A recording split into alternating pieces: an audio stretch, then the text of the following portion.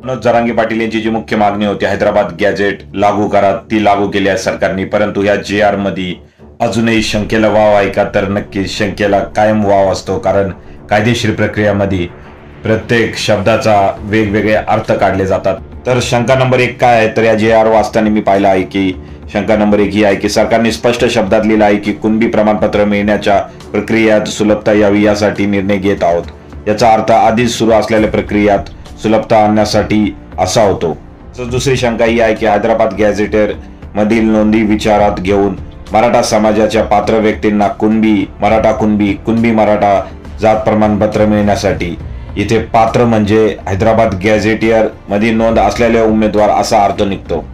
तर तिसरी शंका अशी आहे की जातीचा दावा करणाऱ्या व्यक्तीस गावातील कुळातील नातेसंबंधातील व्यक्तींना कुणबी जातीचं प्रमाणपत्र मिळाल्यास असल्यास, कुळ म्हणजे वडिलांकडील नातेवाईक, कुळातील कुणबी नोंदी असेल तर कुळातील व्यक्तींनाच पूर्वीपासूनच कुणबी प्रमाणपत्र मिळत होतं।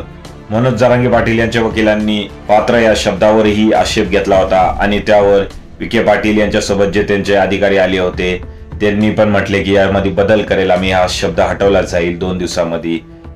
त्यामुळे अशा काही शंका आहेत वाचणाऱ्यांच्या मनात।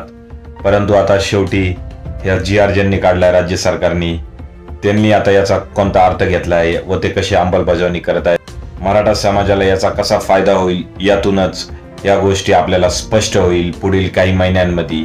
या ज्या 3 शंका उपस्थित केल्या आहे, काय वाटते याबद्दल तुम्हाला कमेंट करा।